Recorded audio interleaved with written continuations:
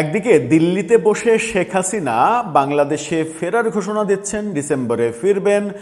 16ই জুলাই বাংলাদেশে যখন জুলাই শহীদ দিবস পালন হচ্ছে, তখন আওয়ামী লীগ সেটা জুলাইয়ের গণহত্যা দিবস পালন করছে, যেটা মানে গোপালগঞ্জে ঘটেছিল, এনসিপি ঘটিয়েছিল। এবং সেখান থেকে তিনি বলছেন যে আওয়ামী লীগের 12 লাখ নেতাকর্মীর নামে মামলা দেওয়া হয়েছে এবং তিনি যখন ফিরবেন সবাই একসাথে আদালতে আত্মসমর্পণ করবেন। ওদিকে সিলেটের সাবেক মেয়র তিনি আজকে ঘোষণা করেছেন যে মানে শুধুমাত্র ইংল্যান্ড থেকেই 10 বিমান ভর্তি হয়ে আওয়ামী লীগের নেতাকর্মীরা দেশে ফিরবেন শেখ হাসিনা দেশে ফেরার দিন।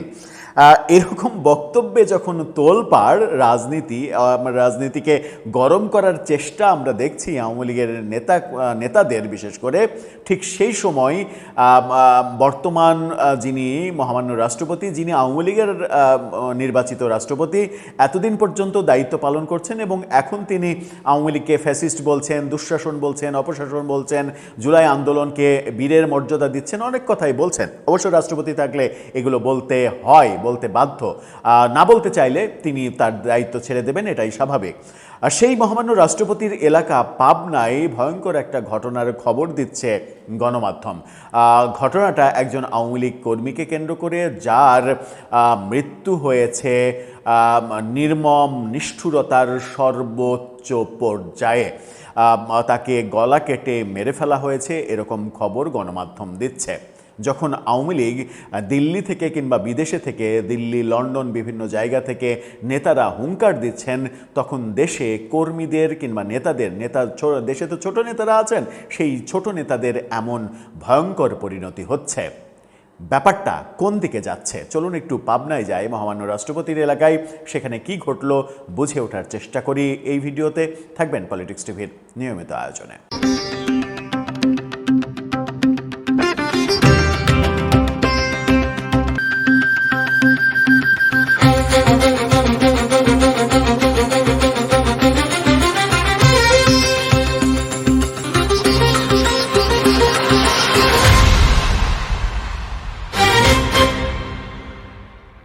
দর্শক, বলছিলাম মহামান্য রাষ্ট্রপতির এলাকা পাবনার কথা।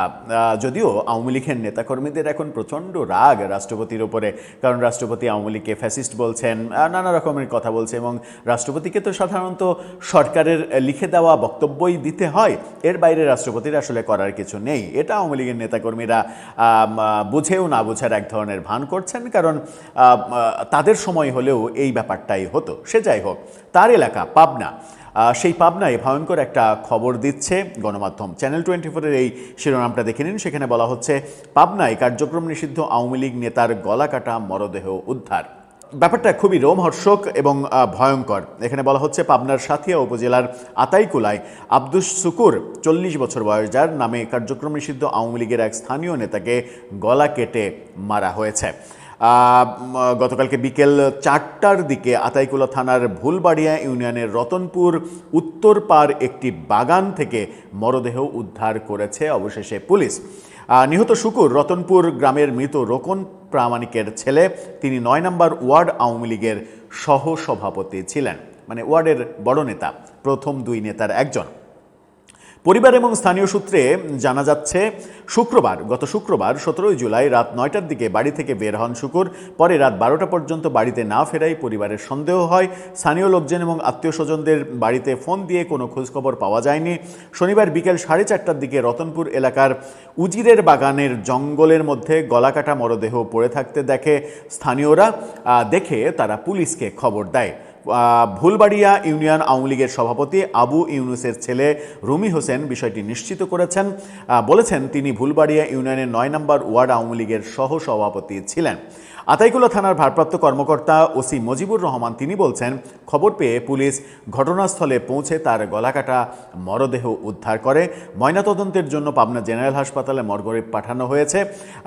কী কারণে মারা হয়েছে এখনও জানা সম্ভব হয়নি। রহস্য উদ্ঘাটনের কাজ করছে পুলিশ। এই রহস্য জীবনেও উদ্ঘাটিত হবে না, কারণ মৃত ব্যক্তির রাজনৈতিক পরিচয় হচ্ছে আওয়ামী লীগ।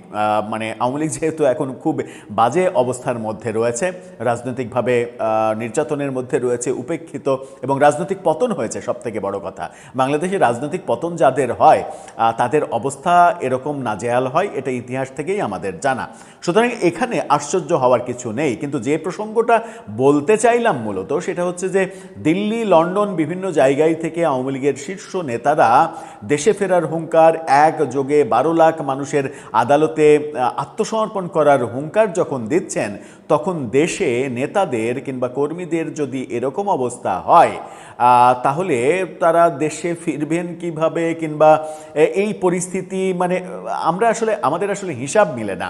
এই ঘটনাগুলো একের পর এক যেগুলো ঘটছে, সেই ঘটনার কারণে আওয়ামী লীগ যদি আমরা কোনোভাবেই চাই না দেশ বিশৃঙ্খল পরিবেশের দিকে যায়, কিন্তু আওয়ামী লীগ যদি প্রতিশোধ পরায়ণ হয়ে যায় তাহলে দেশে কোন সাংঘর্ষিক পরিস্থিতি তৈরি হবে? দেশে গৃহযুদ্ধের দিকে দেশ চলে যাক, এটা কি আমরা কেউই চাই?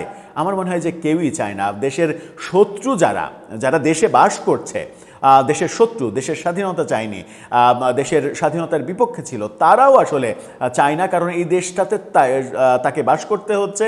দেশটা যদি অস্থিতিশীল হয়ে যায় তাহলে বাসযোগ্য দেশ আর তার জন্য থাকবে না, তার নিজেরই সমস্যা হবে। সুতরাং নিজের স্বার্থে অন্তত দেশ বিশৃঙ্খল অবস্থার দিকে যাক, এটা কারোরই চাওয়ার কথা নয়। তবুও রাজনৈতিক স্বার্থে রাজনৈতিক দলগুলো তো অনেক কিছুই করে। সেখানে দেশ কতটা ভাবনার মধ্যে থাকে কিংবা দেশের জনগণ কতটা ভাবনার মধ্যে থাকে, সেই প্রশ্নটা থেকেই তো যায়। দর্শক, আপনার ভাবনা জানিয়ে লিখতে পারেন আমাদের কমেন্ট বক্সে।